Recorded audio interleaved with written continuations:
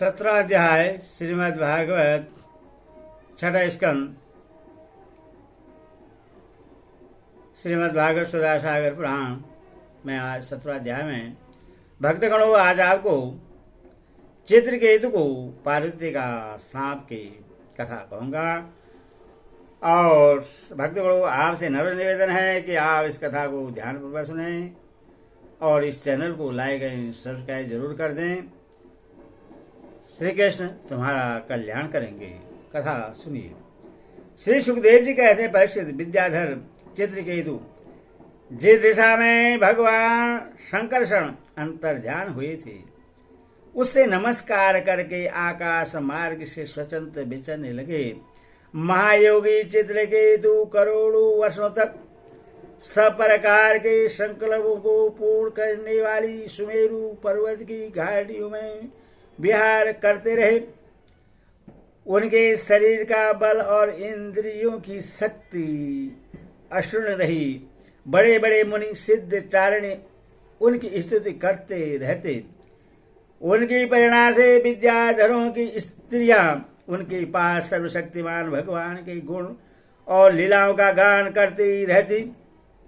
एक दिन चित्रकेतु भगवान के दिए हुए तेजोमय विमान पर सवार होकर कहीं जा रहे थे। उसी समय उन्होंने देखा कि भगवान शंकर बड़े बड़े मुनियों की सभा में सिद्ध चारणों के बीच बैठे हुए हैं और सदा ही भगवती पार्वती को अपनी गोद में बैठाकर एक हाथ से उन्हें आलिंगन किए हुए हैं।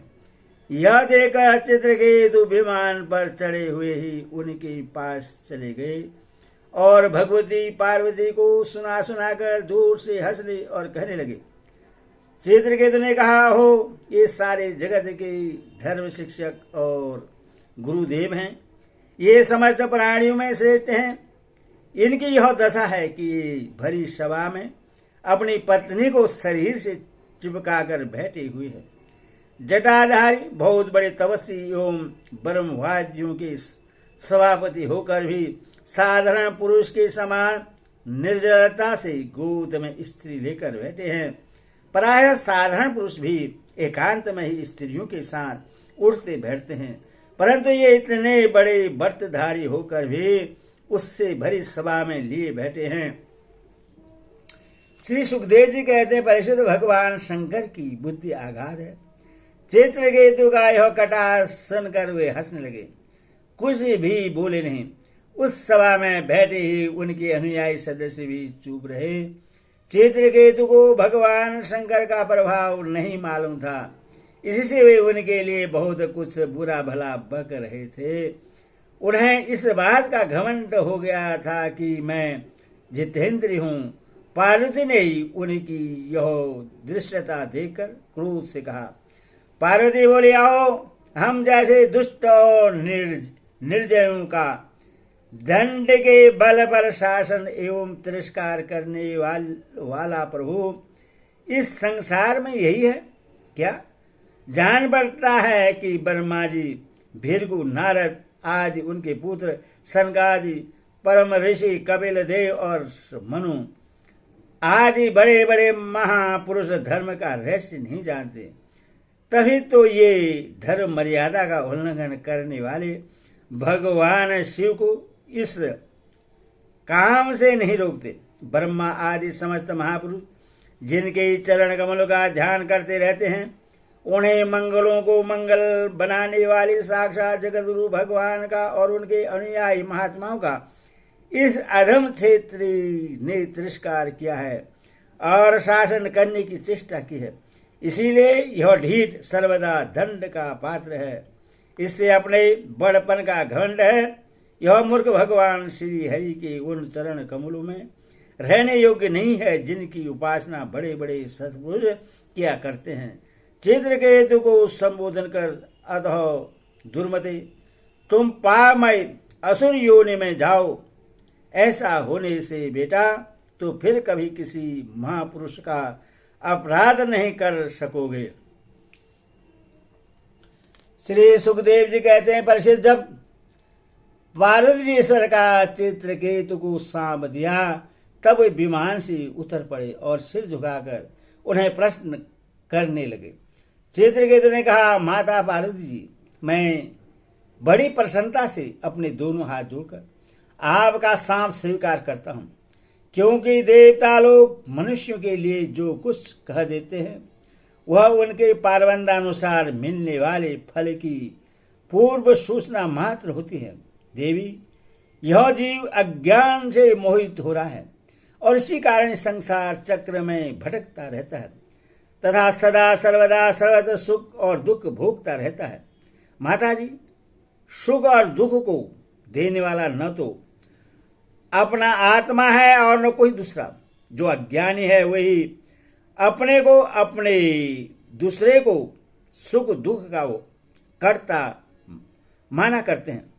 यह जगत सतरज और गुणों का स्वाभाविक प्रभाव है। इसमें क्या सांप, क्या अनुग्रह, क्या स्वर्ग, क्या नरक, और क्या सुख और क्या दुख। एकमात्र परिपूर्णतम भगवान ही बिना किसी की सहायता के अपने आत्मस्वरूपिणी माया के द्वारा समस्त प्राणियों की तथा उनके बंधन मोक्ष और सुख दुख की रचना करते हैं। माता जी, भगवान श्री हरि सब में सम और माया आदि मल से रहित हैं। उनका कोई पीर अपरी जाति बंधु अथवा पराया नहीं है। जब उनका सुख में राग ही नहीं है तब उनमें राग जन्य क्रोध तो हो ही कैसे सकता है। तथापि उनकी माया शक्ति के कार्य पाप और पुण्य ही प्राणियों की सुख दुख हित अहित बंधन मोक्ष मृत्यु जन्म और आवागमन के कारण बनते हैं। पति प्राण देवी, मैं शाम से मुक्त होने के लिए आपको प्रश्न नहीं कर रहा हूं। मैं तो यह चाहता हूं कि आपको मेरी जो बात अनुचित प्रतीत हुई हो उसके लिए क्षमा करें। श्री सुखदेव जी कहते हैं, परीक्षित, विद्याधर चित्रकेतु भगवान शंकर और पार्वती जी को इस प्रकार प्रश्न करके उनके सामने ही विमान पर सवार होकर वहां से चले गए। उससे उन लोगों को बड़ा विस्मय हुआ। तब भगवान शंकर ने देवता ऋषि दैत्य सिद्ध और पादर्शों के सामने ही भगवती पार्वती से यह बात कही। भगवान शंकर ने कहा, सुंदरी, दिव्य लीला बिहारी, भगवान के निष्कर्ष और उदार हृदय दशानुदासों की महिमा तुमने अपने आंखों देख ली। जो लोग भगवान के शरणागत होते हैं वे किसी से भी नहीं डरते, क्योंकि उन्हें स्वर्ग मोक्ष और नरकों में भी एक ही वस्तु के केवल भगवान के ही समान भाव के दर्शन होते हैं। जीवों को भगवान की लीला से ही देह का सहयोग होने के कारण सुख दुख जन्म मरण श्राप अनुग्रह आदि दंत प्राप्त होते हैं। जैसे स्वप्न में भेद भर से सुख दुख आदि की प्रतीति होती है और जागृत अवस्था में भ्रमवश माला में ही सर्वबुद्धि हो जाती है, वैसे मनुष्य अज्ञानवश आत्मा में देवता मनुष्य आदि का भेद तथा गुण दोष आदि की कल्पना कर लेता है। जिनके पास ज्ञान और वैराग्य का बल है और जो भगवान वासुदेव के चरणों में भक्ति भाव रखते हैं, उनके लिए इस जगत में ऐसी कोई वस्तु नहीं है जिससे वे हे या उपादेश समझकर राग देश करें। मैं ब्रह्मा जी, सनकादि नारद, ब्रह्मा जी के पुत्र भृगु आदि मनु और बड़े बड़े देवता कोई भी भगवान की लीला का रहस्य नहीं जान पाते। ऐसी अवस्था में जो उन्हें उनके नन्हे से नन्हे अंश हैं और अपने को उनसे अलग ईश्वर मान बैठे हैं, वे उनके स्वरूप को जान ही कैसे सकते हैं। भगवान को न कोई प्रिय है और न अप्रिय, उनका न कोई अपना है और न पराया। वे सभी प्राणियों की आत्मा हैं, इसीलिए सभी प्राणियों के प्रियतम है। प्रिय यह परम भाग्यवान चित्रकेतु उन्हीं का प्रिय अनुचर शांत एवं समदर्शी है और मैं भी भगवान श्री हरि का ही प्रिय हूँ। इसीलिए तुम्हें भगवान के प्यारे भक्त शांत समदर्शी महात्मा पुरुषों के संबंध में किसी प्रकार का आश्चर्य नहीं करना चाहिए। श्री सुखदेव जी कहते हैं, परीक्षित, भगवान शंकर का यह भाषण सुनकर भगवती पार्वती की चित्तवृत्ति शांत हो गई और उनका विस्मय जाता रहा। भगवान के परम प्रेमी भक्त चित्रकेतु भी भगवती पार्वती को बदले में सांप दे सकते थे, किंतु उन्होंने सांप न देकर उनका सांप सिर चढ़ा लिया। यही साधु पुरुष का लक्षण है। यही विद्याधर चित्रकेतु दानव योनि का आश्रय लेकर त्वष्टा के दक्षिणाग्नि से पैदा हुए।